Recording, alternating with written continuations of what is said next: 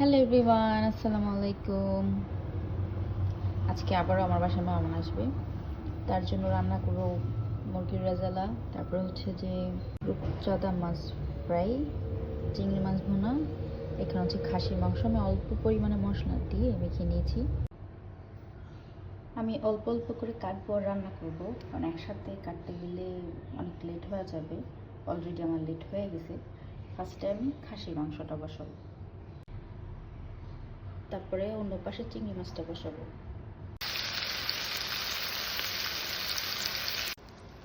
আদা রসুন দিয়ে দিলাম। আমি আদা রসুন একসাথে ব্লেন্ডার করে নিয়েছিলাম। আর আলাদা করে কোনো গরম মশলা দিব না, কারণ আমি গরম মশলা বাসা থেকে গুঁড়ো করে নিয়ে এসেছিলাম সব একসাথে।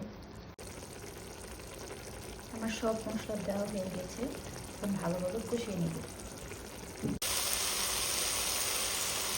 আমি তেলের পরিমাণ কম রেখেছি, কারণ মাংসের মধ্যে অনেক তেল। কষানোর পরে মাংসটা দিয়ে নিলাম।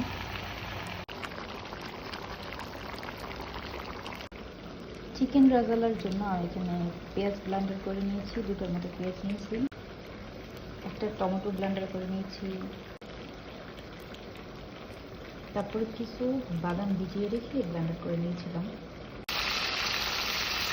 পোলাওর জন্য কিছু পেঁয়াজ ডাইসটা করে নিচ্ছি। আমার মাংস কষানো হয়ে গেছে, এখন একটু অল্প পরিমাণে পানি দিয়ে দেবো। মাংস থেকে যত পরিমাণে পানি উঠেছে এটা দিয়ে মোটামুটি ভালো সিদ্ধ হয়ে গেছে।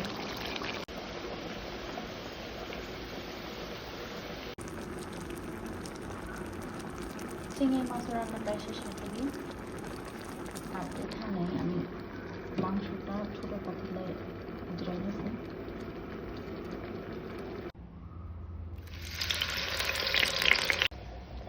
চিকেন রেজালার জন্য আমি প্রথমে পেঁয়াজ বাটা, তারপর আদা রসুন দিয়ে নিয়েছি,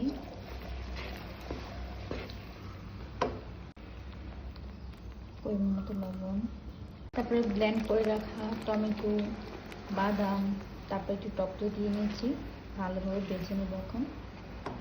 তারপরে অল্প পরিমাণে লাল মরিচ দিয়ে নিয়েছি।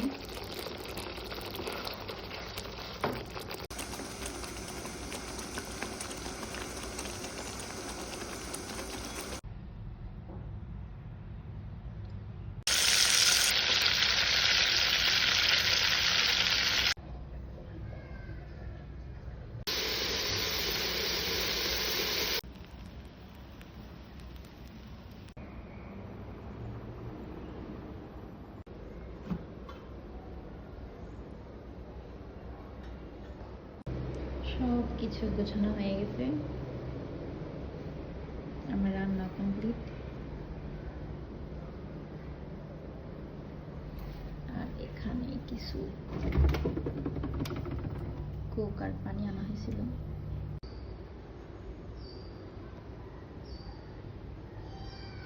ভালো থাকবেন সবাই, আল্লাহ হাফেজ।